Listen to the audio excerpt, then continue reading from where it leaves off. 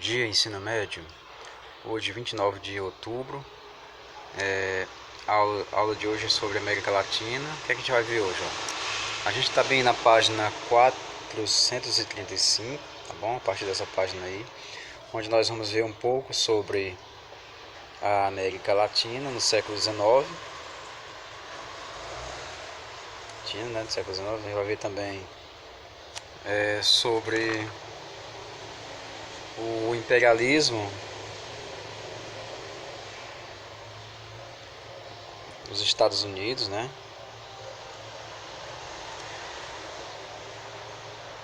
A gente vai ver também sobre a chamada política do Big Stick e a doutrina Monroe, tá bom?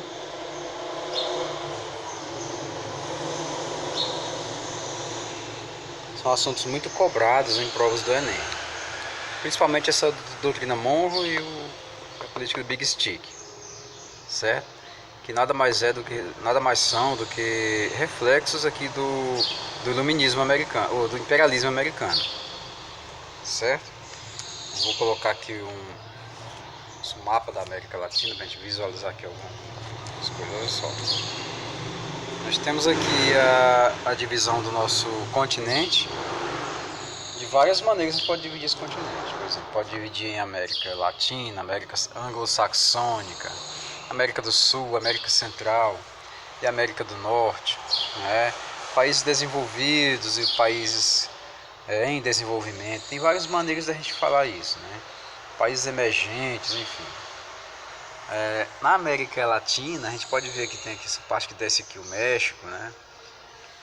Honduras, Jamaica. Na Jamaica não é América Latina, viu, gente? Jamaica é América Anglo-Saxônica. Cuba é América Latina e por aqui vai. Aqui todo mundo aqui é América Latina. Estamos aqui todos envolvidos nesse processo aí, tá bom? Tem a Guiana Francesa, que é apenas digamos assim, uma região que pertence à França.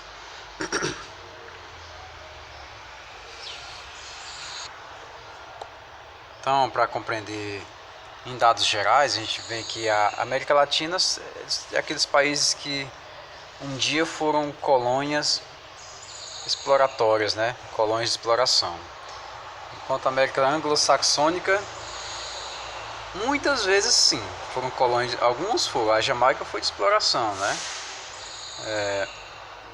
Digamos, o sul dos Estados Unidos também foi explorado. O Canadá foi povoado, né? Enfim, aqui a gente vai ver aqui como o que a América Latina tem de diferente e de semelhante. É o seguinte, ó, em primeiro lugar, o Brasil é o único país que fala português aqui na América Latina, tá? E foi o único país que manteve essa unidade todinha, ó. Olha o tamanho do Brasil. Mais da metade da América do Sul todinha é brasileiro, tá? E os demais países todos sofreram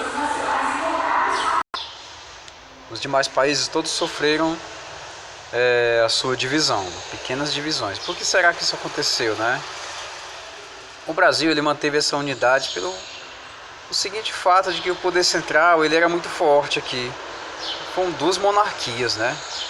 Nós tivemos duas monarquias e essas monarquias não permitiam nenhuma revolta em lugar nenhum aqui dessa região.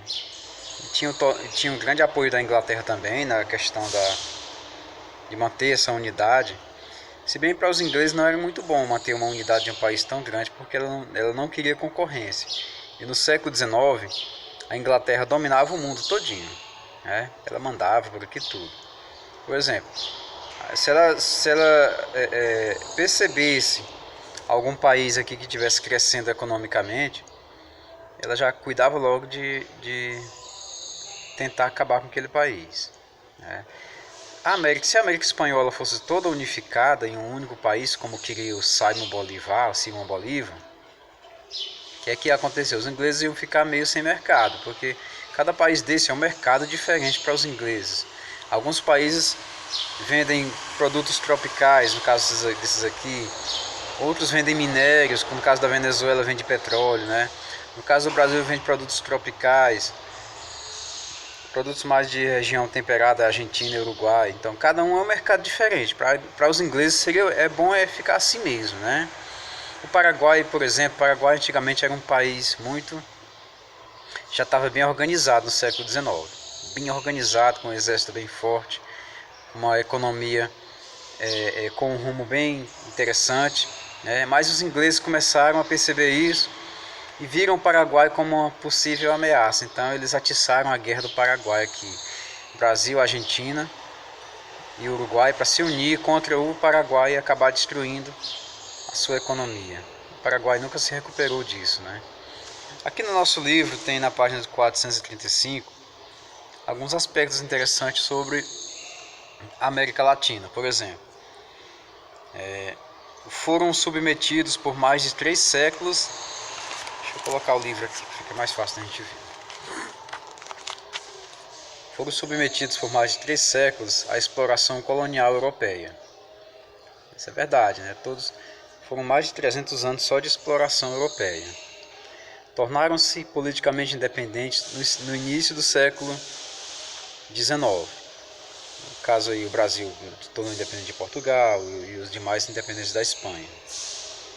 Tiveram, no período pós-independência, sob a influência da Inglaterra durante o século XIX. Essa influência só vai acabar quando os Estados Unidos se tornam a grande potência mundial no comecinho do século XX. Tá bom, gente? Mas antes dos Estados Unidos, quem apitava por aqui pelo mundo todo, era a Inglaterra. Bom, depois os Estados Unidos começou a ficar forte industrialmente, criou outros meios de dominação, outros meios de manter esses países todos em seu quintal, né, em sua periferia. A fragmentação territorial, ela dependeu muito da questão das elites locais.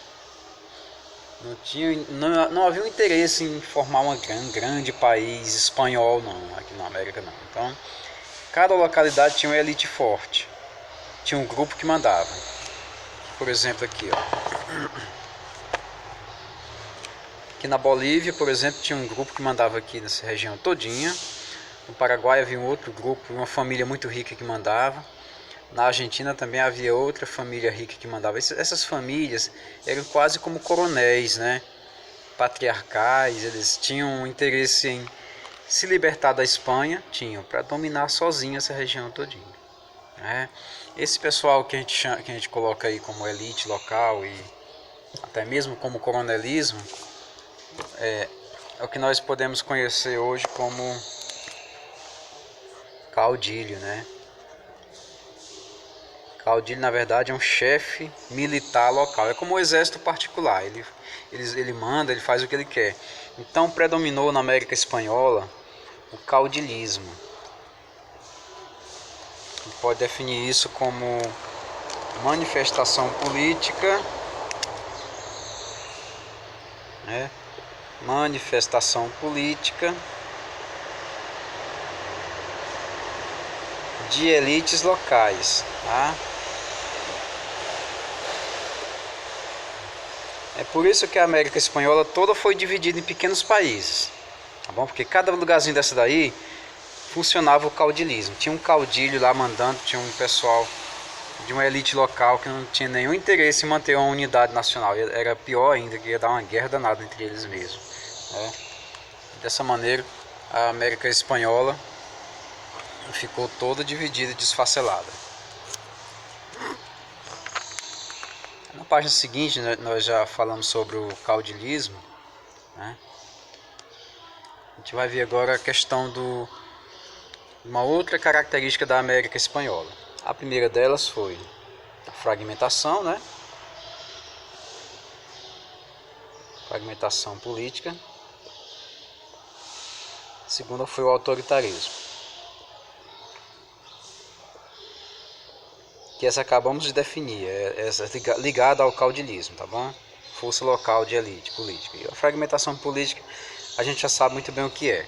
É a divisão do território da América Espanhola todinha em pequenos mapas, em pequenos países, tá? Então,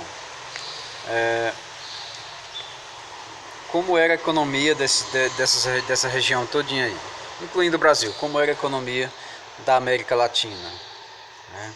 A economia da América Latina ela era exportadora, mas não de produtos industriais. Ela era exportadora, exportar e mandar para fora, viu gente?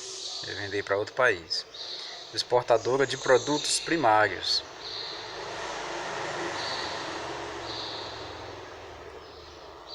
Produtos primários, né? O que é esses produtos primários? É produtos agrícolas, matéria-prima. Tá?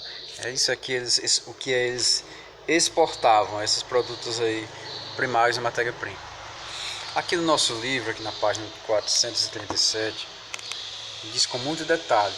Tem muito detalhe no livro que é bem interessante. Ó, por exemplo, isso daqui. Quem exportava e o que, né? A Argentina e o Uruguai, por exemplo, são de regiões mais temperadas, né?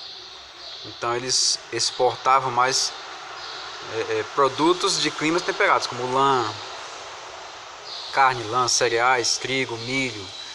Enquanto que outros como o Brasil, por exemplo, e Colômbia e Equador, eram países mais tropicais, mais ligados às regiões mais quentes, né? Eles exportavam lá para a Europa açúcar, fumo, café, cacau, banana. Isso. E também tinham regiões que exportavam mais minérios. No caso, México, Chile, Peru, Bolívia e Venezuela exportava petróleo, né? Esse pessoal exportava cobre, prata, ouro, estânio, tá? Como periferia do capitalismo, a gente pode dizer o seguinte, que havia no mundo no século XIX os Estados Unidos se desenvolvendo cada vez mais, né? E a Inglaterra também como centro do capitalismo. Então isso aqui a gente podia dizer que era o centro mundial do capitalismo. Enquanto esses países aqui representavam uma espécie de periferia do capitalismo.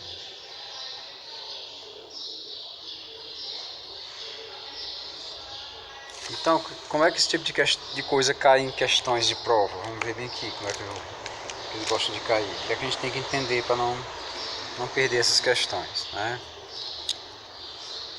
Deixa eu colocar um slide mais limpinho aqui.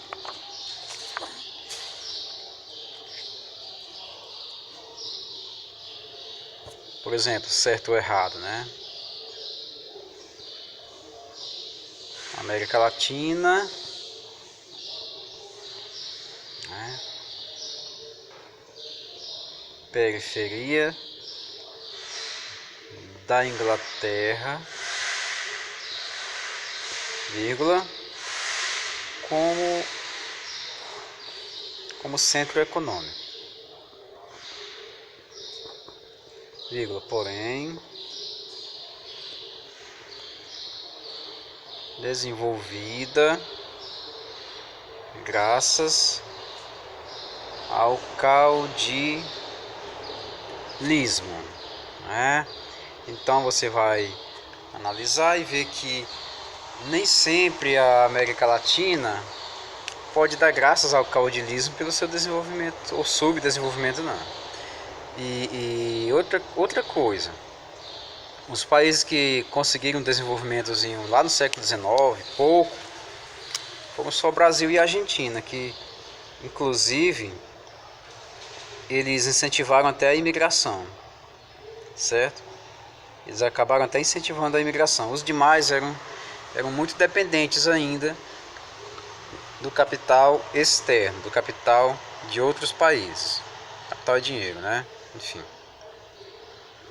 Uma outra forma de você não se perder nessas questões bem aí.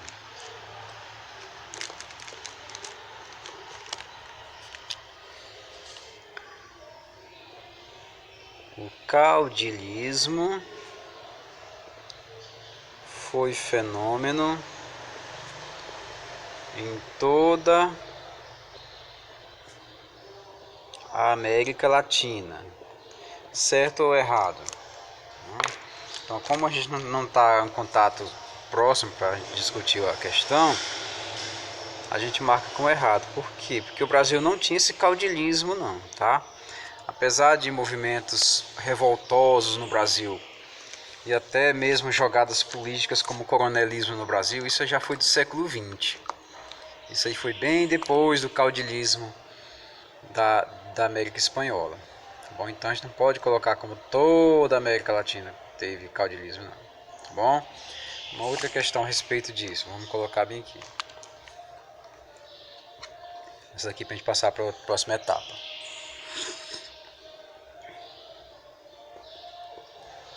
América Latina.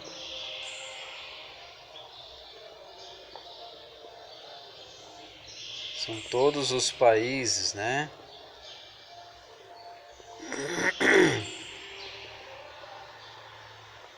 Que foram colônias espanholas e portuguesas, né? Olha só, olha o tamanho desse erro aqui, né? América Latina são todos os países que foram colônias espanholas e portuguesas. Nem sempre. Então, por quê? Porque existem países também, como o Suriname, que não é colônia espanhola nem portuguesa não, né? Suriname é a colônia holandesa ali na América do Sul. Então, nem sempre houve somente, digamos, países ou regiões de portugueses e espanhóis que são América Latina. A Guiana Francesa não é um país, mas é uma região francesa. E considerando a França como um tronco do latim também, né? O idioma do latim, a Guiana Francesa pode ser considerada também América Latina. Tá bom? Vamos ver agora aqui a questão da